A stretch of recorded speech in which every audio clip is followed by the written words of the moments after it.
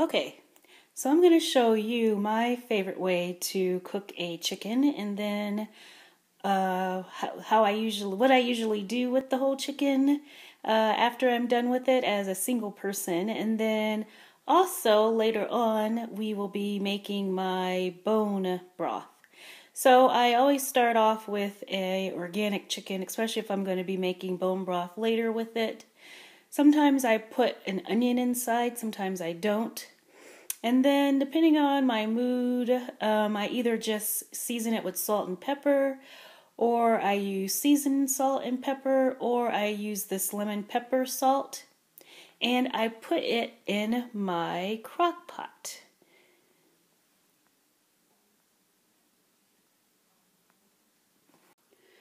Okay, so here is my chicken in the crock pot, and I also put some paprika on top. Sometimes I do that, sometimes I don't. Since I'm trying to be a little fancy for you guys, I put it on there this time. So what I do is put my lid on. I cook it on, oh yes, ignore all of that, please. I use this a lot. Okay, so I put it on high for 6 hours. I like the crock pots that have, these settings on it, and when it's done cooking, it will just keep it on warm, which is very useful. So this is a funny thing. I hate chicken crock pot dishes.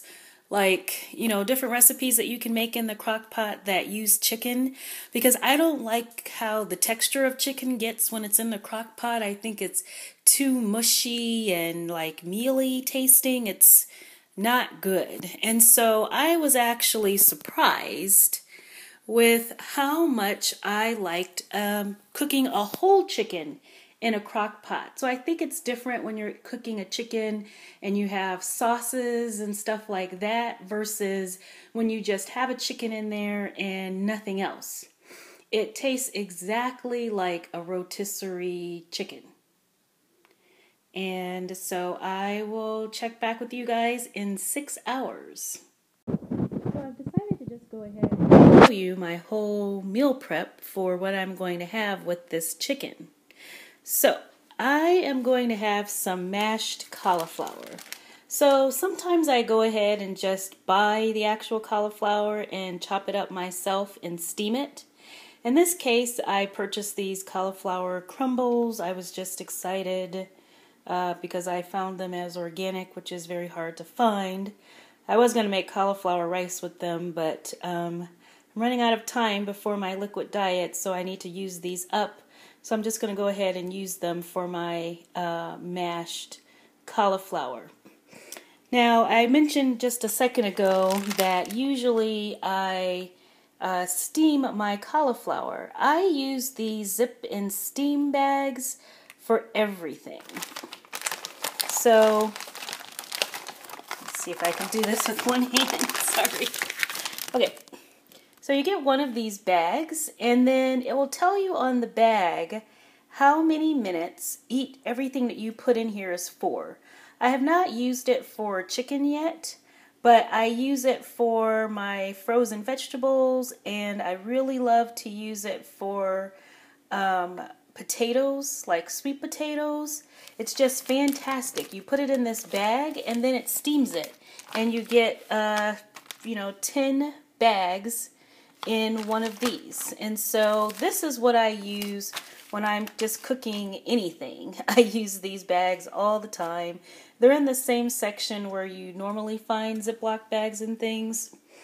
So normally I just chop up my cauliflower, put it in that bag, and put it in the microwave. In this case, this is steam in the bag. So I just steamed this in the bag for 4 minutes. So I'm going to put it in my food processor.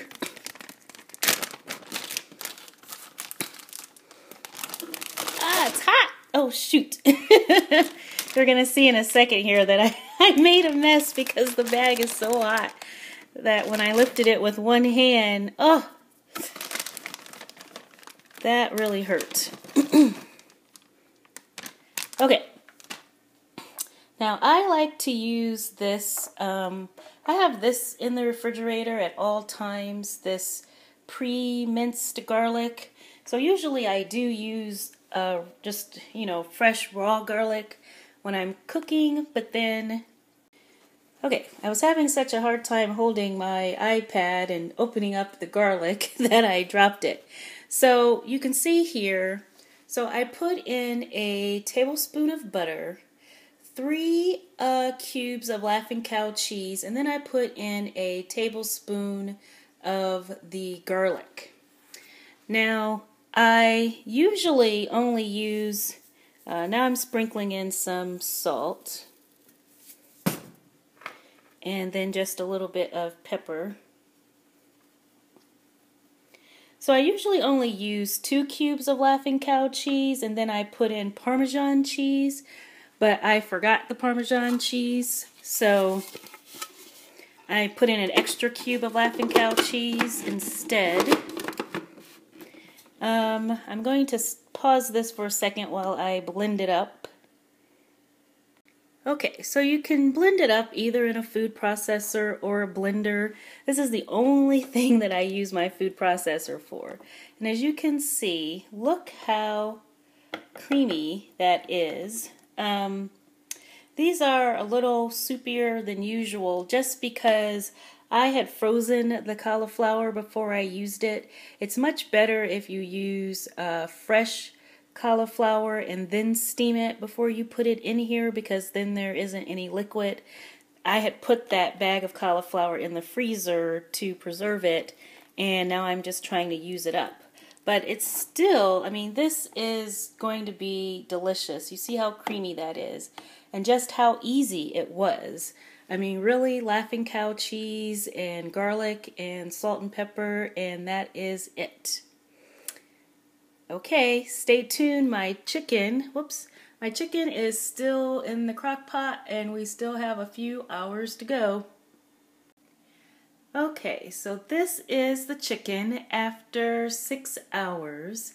Usually it doesn't fall apart like this, but as you can see, this time it did start falling apart, but it is beautiful and brown, as you can see. So, before I take care of the chicken, first I'm going to show you what I do for my bone broth. So in my crock pot here, it's not showing up very well, but these are the juices from cooking the chicken. And as I mentioned on a previous video, every time I cook one of these chickens, I save the carcass of the chicken and I put it in the freezer, and then I save up all the carcasses until I'm ready to make another bone broth or chicken stock. So these are bones from a previous chicken. This is the other half of the onion. So half of the onion I had put inside the chicken. This is the other half of the onion that I chopped up, and I purchased 1 carrot, and then over here is a freezer bag. If you watched my soup detox video, I had some carrots and celery left over, and so I chopped them up and I put them in the freezer in order to use for the next time that I made my bone broth. So I'm going to add all these to the pot and then add some water, and I will come back to you. Okay, so now there are a bunch of things I want to show you. First of all, remember the mashed cauliflower that I made earlier today? So I had put 1 serving in a container here. Here's another. It's actually it's a serving and a half. And then I put in the thigh and the leg of the chicken. I leave the skin on it until I'm ready to eat it. So I'm going to microwave it like this with the skin on. It helps keep it moist. And then I'll pull the skin off right before I eat it. So these are for my dinner tomorrow. So then the rest of the chicken I chopped up, and I put it in these bags. I always make sure that I label the bag and then I weigh. So this chicken, one breast was 10.2 ounces and the other breast was 9 ounces. And so these are freezer bags. I will put these in the freezer. I use them for chicken soups, chicken Caesar salad, chicken salad, casseroles. I love to make chicken casseroles with these.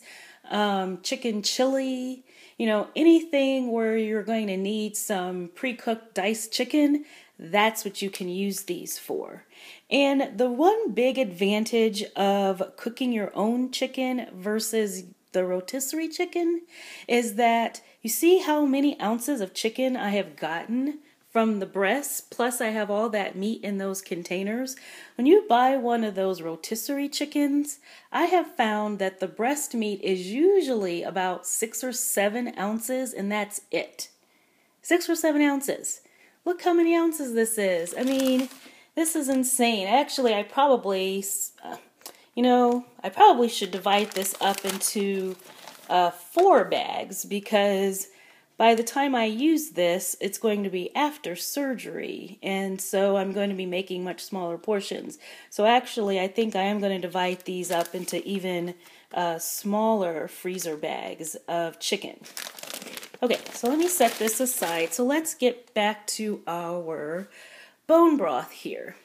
So I kept all the good stuff in the pot. When I took this chicken apart, I put the carcass in here, plus the frozen chicken bones that you had seen.